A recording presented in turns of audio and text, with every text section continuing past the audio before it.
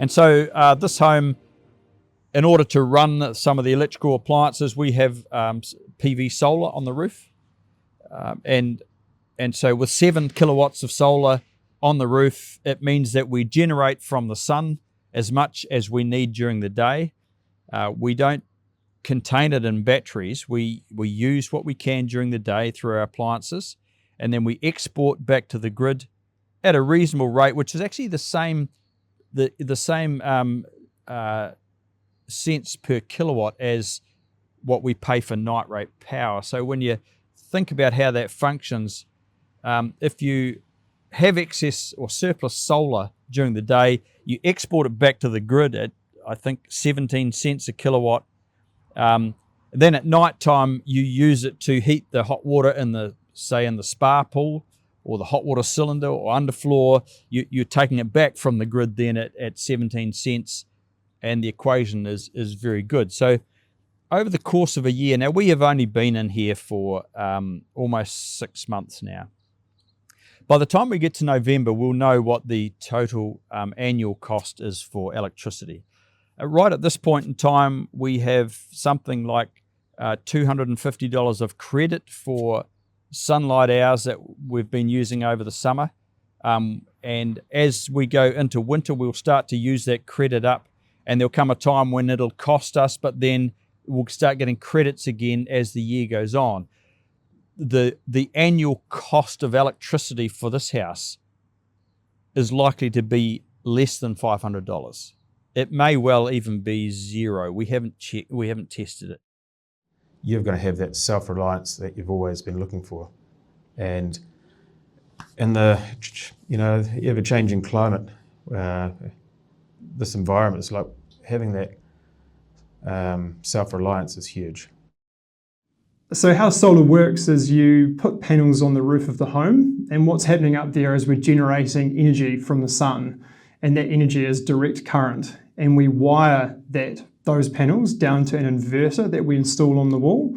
And the inverter is probably the most important part of the system, and we stick to a quality brand called Fronius, which we import from Austria. And in terms of the panels we have, we've just launched a brand new panel to the market, this panel that you see here, and this is a sample of what you will see on the home. It's an all black panel, and it's the most efficient and powerful panel you can get that looks all black. Generally speaking, in New Zealand, most customers prefer the nice sleek appearance of an all black solar panel, particularly when we're looking at a Superhome, because aesthetics is really important to the forms of what you see.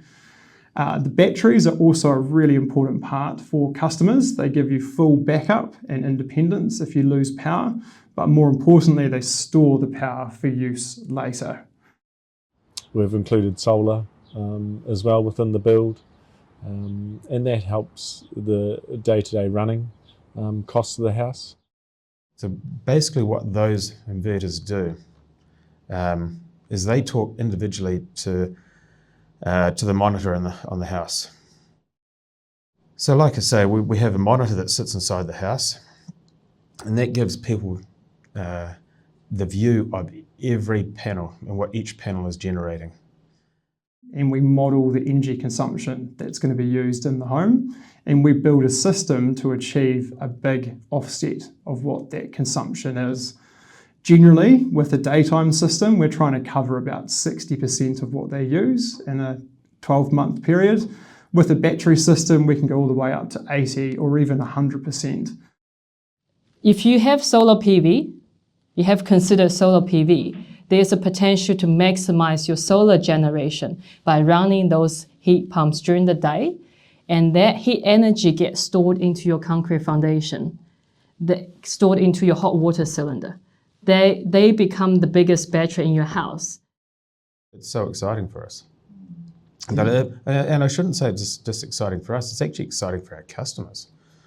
Because the way I look at this is that our job is to get people into solar. Why? Because it's a no-brainer.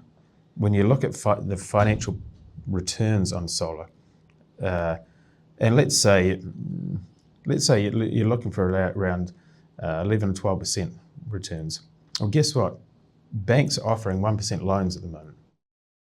That's one of the wonderful things about our system is that because it's really expandable, you can start off with a very small system, and then actually as you're making those savings, I'm going to add more to it.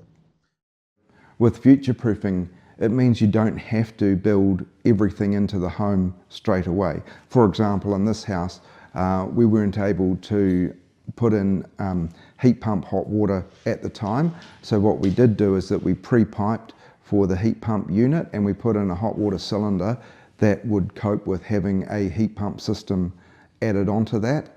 And we've also pre-wired for solar panels. So there are things like that as long as, and those were small upfront costs, but it will make it easy for us to add those things on as we're able to down the track.